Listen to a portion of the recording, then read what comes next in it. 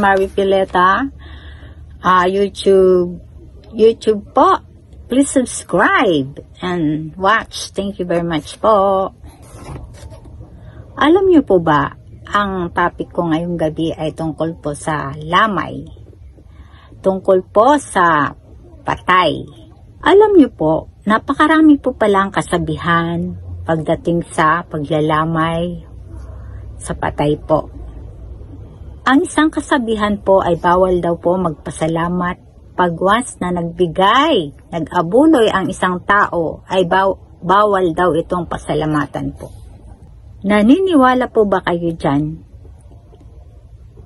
Okay lang po maniwala kasi yan na po ang kasabihan mula noon hanggang ngayon po.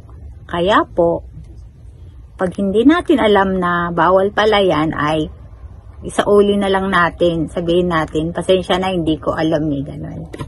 Kasi nga naman po, ang nakakaalam lang po niyan ay yung matatanda po, yung mga maedad na po, di ba po?